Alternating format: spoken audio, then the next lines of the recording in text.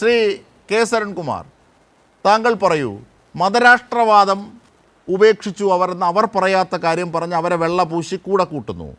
രണ്ട്, ഗോൾവർക്കർ എന്ന നേരെ എതിരിലുള്ള രാഷ്ട്രീയ പ്രസ്ഥാനം, വർഗീയ പ്രസ്ഥാനം, ആ ഗോൾവർക്കറുടെ ചിത്രത്തിന് മുന്നിൽ ഗുരുജി ഗോൾവർക്കർ എന്ന RSSകാർ ബഹുമാനപൂർവ്വം ഇരിക്കുന്ന ഗോൾവർക്കറിൻ്റെ മുന്നിൽ തിരികൊളുത്തുന്നു വി ഡി സതീശൻ. ഈ രണ്ട് വർഗീയതയും കയ്യിൽ വെച്ചിട്ട് മതേതരത്വം എന്ന് പറഞ്ഞുകൊണ്ട് വാചകം പറഞ്ഞാൽ അത് പൂർത്തിയാകുമോ? ഏട്ടിലെ പശു പുല്ല് തിന്നുമോ?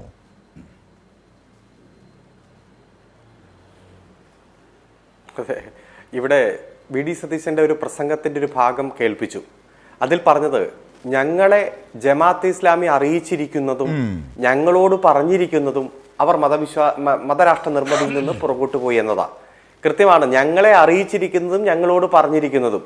എന്നാൽ ഷെയ്ഖ് മുഹമ്മദ് കാരക്കുന്നം തന്നെ പറയുന്നു, ഇസ്ലാമിക് റിപ്പബ്ലിക്കിനെ തള്ളി പറയാൻ ഒരു സത്യവിശ്വാസിക്കും കഴിയില്ല എന്ന് പറഞ്ഞാൽ അവരുടെ ലക്ഷ്യം, എല്ലാ വിശ്വാസികളുടെ ലക്ഷ്യം ഒരു ഇസ്ലാമിക് റിപ്പബ്ലിക് ആണെന്നും അതിനു വേണ്ടിയിട്ടാണ് ഞങ്ങൾ പ്രവർത്തിച്ചു കൊണ്ടിരിക്കുന്നത് എന്നും ഞങ്ങളുടേതായ പ്രഖ്യാപിത ലക്ഷ്യത്തിൽ നിന്ന് പുറകോട്ട് പോയിട്ടില്ല എന്നും പലതവണ അദ്ദേഹം പ്രഖ്യാപിച്ചിട്ടുണ്ട്.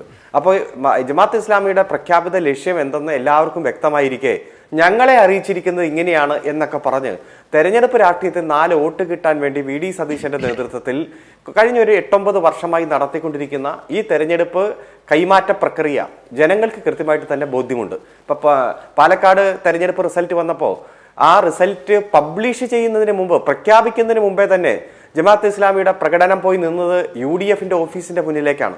പിന്നീട് നടന്ന എല്ലാ തെരഞ്ഞെടുപ്പിലും പരസ്യമായിട്ടുള്ള സഖ്യമാണ്, നീക്കുപോക്കാണ് എന്നുള്ള കാര്യത്തിൽ നമ്മൾ കണ്ടു. ഇപ്പോൾ ജമാഅത്തെ ഇസ്ലാമിയുടെ വരെ സ്ഥാനാർത്ഥിയെ പ്രഖ്യാപിക്കാൻ പാണക്കാട് തങ്ങളുടെ വീട്ടിൽ നിന്ന് പ്രഖ്യാപിച്ചതുമായി ബന്ധപ്പെട്ടുള്ള വിവാദങ്ങളൊക്കെ നമുക്കറിയാം. അപ്പോൾ ഒരു ഭാഗത്ത് വലിയ തരത്തിൽ വർത്തമാനം പറയും, എന്നിട്ട് പ്രവർത്തിക്കുന്നത് അതിന്റെ നേരെ തിരിച്ചു തന്നെയാണ്. ഇപ്പൊ ഇവിടെ ആദ്യം സൂചിപ്പിച്ചല്ലോ, 5 നേരം നിസ്കരിക്കുന്ന സ്ഥാനാർത്ഥിയാണ് ഞങ്ങളുടേത് എന്ന് പറഞ്ഞ് ലീഗ് പ്രധാനപ്പെട്ട നേതാക്കന്മാർ തന്നെ കൃത്യമായിട്ടുള്ള മതം പറഞ്ഞുകൊണ്ട് വോട്ട് പിടിക്കുന്നത് നമ്മൾ കണ്ടു.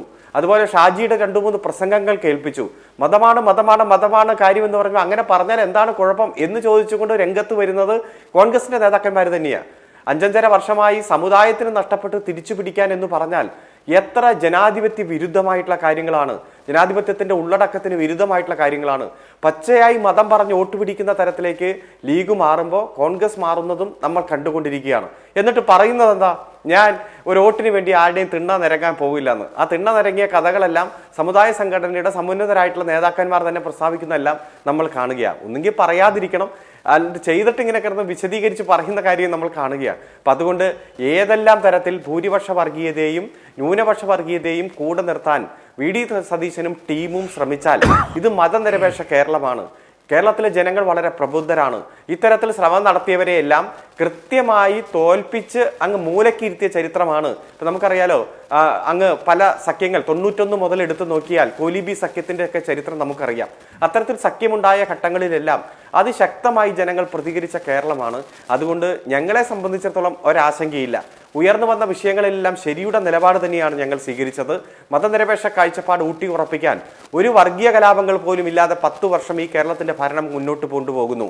വർഗീയതയുടെ സ്പർദ്ധ ഉണ്ടാക്കാൻ പലതരത്തിലുള്ള ഒരു സ്ഫോടനാത്മകമായിട്ടുള്ള സാഹചര്യം സംഘപരിവാറും അതുപോലെ തന്നെ ജമാഅത്ത് ഇസ്ലാമിയും എല്ലാം NDFും എല്ലാം സൃഷ്ടിച്ചപ്പോ വളരെ കൃത്യമായിട്ടുള്ള മാനേജ്മെന്റിലൂടെ ക്രമസമാധാന പരിപാലനത്തിലൂടെ ഒരു സംഘർഷവും ഇല്ലാത്ത നാടായിട്ട് ഈ നാടിനെ മാറ്റിയിട്ടുണ്ട്. ഈ തെരഞ്ഞെടുപ്പ് കാലത്തും അത്തരത്തിലുള്ള സംഘർഷാവസ്ഥ പുനഃസൃഷ്ടിക്കാൻ വേണ്ടിയിട്ടുള്ള വീണ്ടും ഓർമ്മിപ്പിച്ചെടുക്കാനും ആവർത്തിക്കാനും വേണ്ടിയിട്ടുള്ള ഇടപെടലാണ് പ്രത്യേകിച്ച് കോൺഗ്രസിന്റെയും ലീഗിന്റെയും ഭാഗത്തു നിന്നുണ്ടായിട്ടുള്ളത്. അത് എത്ര ഞങ്ങളെ വിമർശിച്ചാലും, എത്ര ഞങ്ങളുടെ നേതാക്കന്മാരെ ആക്രമിച്ചാലും ഇത്തരത്തിലുള്ള തെറ്റായ പ്രവണതകൾക്കെതിരെ അതിശക്തമായിട്ടുള്ള നിലപാടും എടുത്തുകൊണ്ട് നമ്മൾ മുന്നോട്ട് പോകും. അതോടൊപ്പം തന്നെ ഈ വി ഡി സതീശൻ നടത്തിയ പ്രസ്താവനകൾ, കെ സുധാകരൻ നടത്തിയ പ്രസ്താവനകൾ, അതുപോലെ തന്നെ ഗോൾവർക്കറുടെ ഫോട്ടോയ്ക്ക് പോയി ക്യൂ നിന്നതും, അതുപോലെ RV ബാബു എന്ന സംഘപരിവാറിന്റെ നേതാവ് പറഞ്ഞ വെളിപ്പെടുത്തലുകൾ, വിശ്വ ഹിന്ദു പരിഷത്തിന്റെ എല്ലാം നേതാക്കന്മാർ ഓരോ തെരഞ്ഞെടുപ്പിലും വി ഡി സതീശൻ എങ്ങനെയാണ് ജയിച്ചത് എന്നുമായി ബന്ധപ്പെട്ടുകൊണ്ട് നടത്തിയ വെളിപ്പെടുത്തലെല്ലാം പൊതുസമൂഹത്തിലുണ്ട്.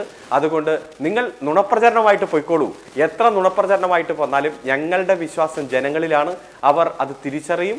ഏതെങ്കിലും തരത്തിൽ ഞങ്ങളുടെ ഭാഗത്തുണ്ടായിട്ടുള്ള ആദ്യം സൂചിപ്പിച്ചതുപോലെ ഏതെങ്കിലും കുറവുകൾ പരിഹരിച്ച് തന്നെ ഞങ്ങൾ മുന്നോട്ട് പോകുന്നു. ആ വികസനവും അതുപോലെ തന്നെ അടിസ്ഥാന മേഖലയിൽ വന്ന മാറ്റവും ക്ഷേമ പദ്ധതികളും അതുപോലെ തന്നെ ഈ കേരളത്തെ ഇന്ന് കാണുന്ന കേരളമായി കൈപിടിച്ചുയർത്തിയ ലോകത്തിന് മാതൃകയായിട്ട് തന്നെ നിലനിർത്തുന്ന ഓരോ ദിവസവും കുതിച്ചു മുന്നേറുന്ന സാഹചര്യം അത് കൂടുതൽ ഭംഗിയായി കൂടുതൽ ഉയരങ്ങളിലേക്ക് ഈ നാടിനെ ഉയർത്താൻ ഇടതുപക്ഷത്തിന് മാത്രമേ കഴിയൂ എന്ന ബോധ്യം കേരളത്തിലെ ജനതയ്ക്കുണ്ട്. അതുകൊണ്ട് വിസ്മയം സൃഷ്ടിക്കാൻ പോകുന്ന ഞങ്ങളാണ്, ചരിത്രം സൃഷ്ടിക്കാൻ പോകുന്ന ഞങ്ങളാണ്. ഭരണ തുടർച്ച എന്ന ചരിത്രം ഞങ്ങൾ സൃഷ്ടിച്ചു. മൂന്നാമതും ഭരണ തുടർച്ച എന്ന ചരിത്രത്തിലേക്ക് ഞങ്ങൾ പോകും. അതിനുള്ള എല്ലാ രാഷ്ട്രീയ പരിസരവും ഈ കേരളത്തിൽ രൂപപ്പെട്ടു വന്നുകൊണ്ടിരിക്കുന്നതാണ് നാം കാണുന്നത്. തീർച്ചയായും